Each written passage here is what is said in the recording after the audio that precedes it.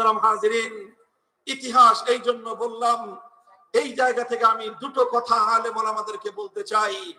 দুটো কথা আজকের এই বিশাল জনসমুদ্রকে লক্ষ্য করে আমি বলতে চাই।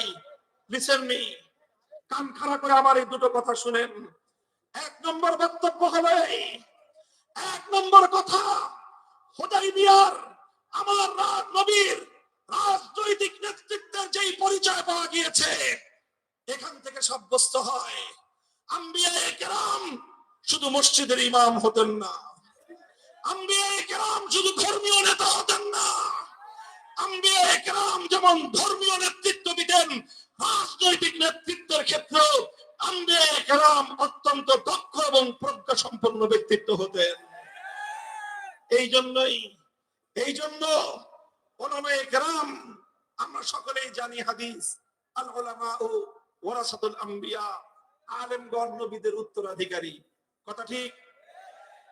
আলেমগণ নবীদের উত্তরাধিকারী শুধু মসজিদের মেহরাবের মধ্যে বলেন, আলেমগণ নবীদের উত্তরাধিকারী শুধু মসজিদের জুমার দিনের মিম্বরে, আলেমগণ নবীদের উত্তরাধিকারী শুধুমাত্র দর্স এবং তাদরিসের মুআল্লিম এবং শিক্ষকের মসনদে, আলেমগণ নবীদের উত্তরাধিকারী শুধু উম্মতের আত্মশুদ্ধি আর তাজকিয়ার মেহনতের জন্য খানকাহের গদিতে, আলেমগণ যেমনি ভাবে মসজিদের মেহরাবে নবীর উত্তরাধিকারী, আলেমগণ ইমামতি করবেন, আলেমগণ যেভাবে দর্স এবং তাদরিস তালিমের জন্য নবীদের উত্তরাধিকারী তারা শিক্ষকতা করবেন, আলেমগণ যেরকম নবীদের উত্তরাধিকারী দাওয়াত এবং তাবলীগের ময়দানে তারা দাওয়াতের নেতৃত্ব দিবেন, আলেমগণ যেরকম নবীদের উত্তরাধিকারী তাজকিয়া এবং খানকাহের মেহনতে সেখানে তারা উম্মতের আত্মশুদ্ধির কাজে নেতৃত্ব দিবেন, ঠিক তদ্রূপ এই উম্মতের যে কোন রাজনৈতিক ক্রান্তিকালে উম্মতের উলামায়ে কেরামকে নিয়ামতে নবী, নবীর উত্তরাধিকারের দায়িত্ব পালন করতে গিয়ে জাতিকে রাজনৈতিক নেতৃত্ব প্রদান করতে হবে। আমি একটা হাদিস শুনাই, একটু বুঝেন। একটা হাদিস শুনাই, বুখারী শরীফের হাদিস, মুসলিম শরীফ সহ সমস্ত হাদিসের কিতাবের মধ্যে হাদিসটি বর্ণিত আছে। নবীজি বলেন, কানাত বানু ইসরাঈল তাসুসুহুমুল আম্বিয়া কুল্লামা হালাকা নাবিয়্যুন খালাফাহু আখার ওয়ালা নাবিয়্যা বাদি ওয়া সায়াকুনু খুলাফাউ ফায়াকসুরুন। নবীজি বললেন, দেখো আমাদের পূর্বে যারা নবী হতেন, প্রত্যেক নবী তার কওমের সিয়াসতের দায়িত্বশীল হতেন। কিসের দায়িত্বশীল? হাই মাদ্রাসার ছাত্ররা বলো, কিসের দায়িত্বশীল? আমি ছাত্র রাজনীতি শেখাচ্ছি না তোমাদেরকে হাদিস শেখাচ্ছি। হাদিসের শিক্ষাটা যদি গ্রহণ করতে ব্যর্থ হও, তুমি ভালো আলেম হতে পারবে না। তাসুসুহুমুল আম্বিয়া, নবীগণ সিয়াসতের দায়িত্বশীল হতেন। তাসুসু মিন সাসা ইয়াসুসু সিয়াসাতুন, মাসদার হলো সিয়াসাত, বাবে নাসারা ইয়ানসুরু থেকে এর মুজাররাদের সিগা ইস্তেমাল হয়, ব্যবহার হয়। আল্লাহ নবী বলতেছেন, সিয়াসতের দায়িত্ব হতো নবীদের।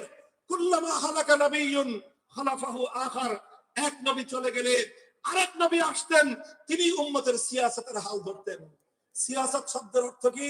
মাদ্রাসার সমস্ত ছাত্ররা এক বাক্যে বলবা, সিয়াসত শব্দের আবিধানিক কি অর্থ বলো? এই কয়জন মানুষ জানে? হ্যাঁ, নাউযুবিল্লাহি মিন যালিক, ইন্না লিল্লাহি ওয়া ইন্না ইলাইহি রাজিউন। বলো, সিয়াসত শব্দের অর্থ কি? এখানে মাদ্রাসা তো আরো ছাত্র আছে। সিয়াসত শব্দের অর্থ কি আরবি ভাষায়? রাজনীতি। তাসুসুহুমুল আম্বিয়া, সমস্ত নবীগণ রাজনীতি করতেন। সমস্ত নবীগণ উম্মতের রাজনৈতিক কাণ্ডারি হতেন। বলবেন যে হুজুর তাহলে কি আপনি সব আলেমদেরকে রাজনীতি করতে বলেন? না, আমার মাথা এত খারাপ হয় না।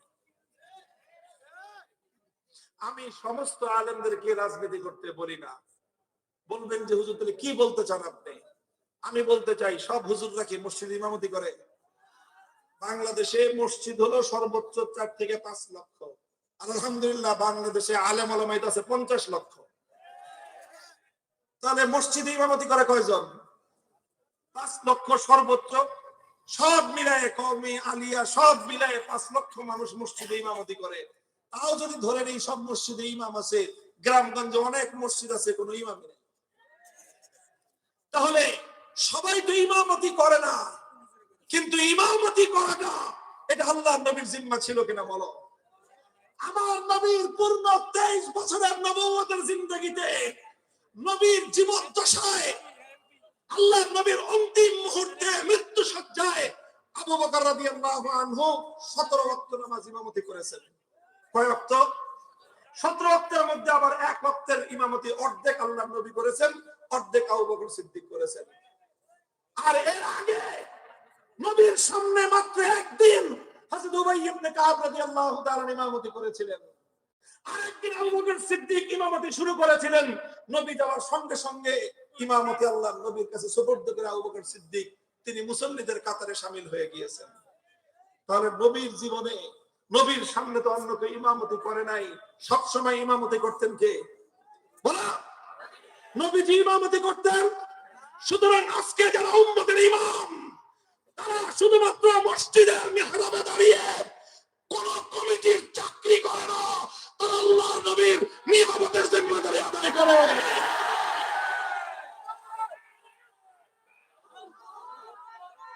ভাই শুনো কথা, কেউ যদি আলেম ওলামাদেরকে মনে করে মসজিদের চাকরি করে, কেউ যদি আলেম ওলামাদেরকে মনে করে কমিটির চাকরি করে, ইমাম সাহেবকে যদি কেউ তাদের চাকর মনে করে, আল্লাহর কসম খেয়ে বলি, যে মসজিদের কমিটি ইমামকে তাদের চাকর মনে করে, ওই কমিটির নামাজও হয় না, ওই মুসল্লিদের নামাজও হয় না। ইমাম কমিটির চাকর নয়, ইমাম মুসল্লিদের চাকর নয়, ইমাম কার চাকর নয়, ইমাম আল্লাহর নবীর উত্তরাধিকারী। নবীজির উত্তরাধিকারী হিসেবে ইমামতের দায়িত্ব পালন যতদিন করতে পারবে ততদিন ইমাম সাহেবের জন্য ইমামতি করা জায়েজ। যেদিন ইমাম আল্লাহর নবীর উত্তরাধিকারীর দায়িত্ব পালন করতে পারবে না, কমিটির চাকরামি করতে হবে, সেদিন থেকে ইমামের ইমামতি করার বৈধতা হতে পারে না। খবরদার, কথা খুব ভালো করে মনে রাখবেন, ইমামত আল্লাহর নবীর উত্তরাধিকার, দ্বীনের তালিম এটা নবীর উত্তরাধিকার। কথা বলেন ঠিক না বেঠিক?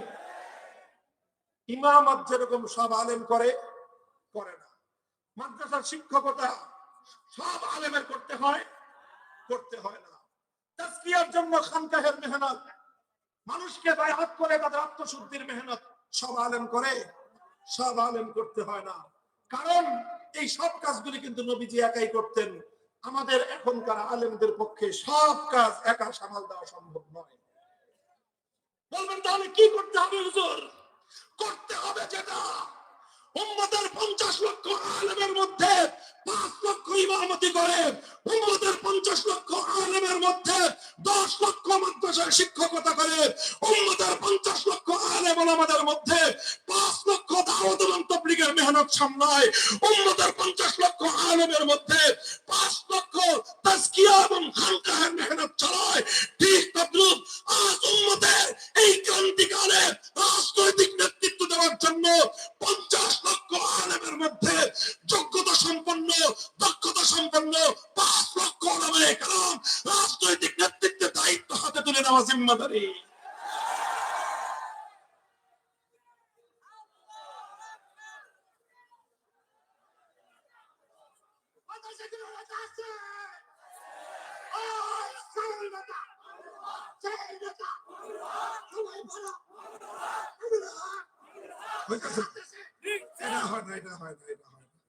শাইখুল হাদিস আল্লামা আজিজুল হক রাহমাতুল্লাহি আলাইহি, আমরা যার নাম নেওয়া আদর্শের সন্তান, আর আল্লাহর মেহেরবানি আমি ঔরসজাত রক্তের সন্তান। হুজুর শুধু আদর্শের সন্তান, হুজুর শুধু আদর্শের একবারের সন্তান না, ট্রিপল 3বার শাইখের কাছে বুখারী শরীফ পড়া সন্তান। আমি শাইখের কাছে একবার বুখারী শরীফ পড়া সন্তান। আমি হযরত শাইখুল হাদিস রাহমাতুল্লাহি আলাইহির জিন্দেগীর আখেরি সময়গুলোতে একটা সবক পেয়েছি। তিনি বলতেন, আমরা যখন বলতাম শাইখুল হাদিস জিন্দাবাদ, তিনি বলতেন আমার নামে স্লোগান দিয়ে লাভটা কি? তোমরা যতই জিন্দাবাদ বলো আমি জিন্দা থাকবো না, আজ আছি কাল আমি শেষ, মরে যাব। এখন মামুনুল হক জিন্দাবাদ বলে লাভ নাই, আজ আছি কাল আমি থাকবো না। বলবেন তাহলে কি বলতে হবে? বলতে হবে সেটা যেটা কোনোদিন মরবে না। বলতে হবে দ্বীন ইসলাম, বলতে হবে দ্বীন ইসলাম। এটা হলো মূল স্লোগান আমাদের। বড়ত্বের স্লোগান হবে একমাত্র কার নামে? লিল্লাহি তাকবীর। বড়ত্বের স্লোগান আল্লাহর নামে, জিন্দাবাদের স্লোগান ইসলামের নামে। যাই হোক, আমি বলতেছিলাম এইভাবেই উম্মতের আলেম ওলামাদেরকে যদি সত্যিকার বিরাসতে আম্বিয়ার পূর্ণ জিম্মাদারি জাতির মধ্যে ধারণ করতে হয়, নবীর প্রত্যেকটা কাজের ক্ষেত্রে যোগ্য উত্তরাধিকার তৈরি করা আলেমদের ঐতিহাসিক জিম্মাদারি। বলবেন হুজুর, হুজুররা কি রাজনৈতিক দায়িত্ব সামাল দিতে পারবে? এইসব প্রশ্ন মানদাত্তা আমলের। 2021 সালের পরে 2025 সাল পর্যন্ত যারা দুনিয়ার খোঁজ খবর রাখে, এই প্রশ্ন করলে বলে হাসেও হাসবে। ওলামায়ে কিরাম, দারুল উলুম দেওবন্দের সন্তানেরা রাষ্ট্র এবং রাজনীতির ব্যাপারে তারা কতটুকু করতে পারে, আজ সেটা শুধুমাত্র থিওরিটিক্যাল কোনো বিষয় নয়, আজ সেটা শুধু বক্তব্যের বিষয় নয়। প্রায় 6.5 লক্ষ বর্গ কিলোমিটারের বিশাল রাজত্ব, বিশাল রাষ্ট্র, 4 কোটি পপুলেশন, বিশাল রাষ্ট্র, 30 জনের মতো মন্ত্রিসভা। সেই 30 জনের মন্ত্রিসভার আমিরুল মুমিনিন থেকে নিয়ে শুরু করে 28 জন মন্ত্রী সব দেওবন্দের পড়ুয়া মাদ্রাসার আলেম ওলামা। নাম হলো তার ইমারতে ইসলামিয়া। আফগানিস্তানের নাম শুনলে অনেকের তো এমনি কাঁপাকাঁপি শুরু হয়ে যায়।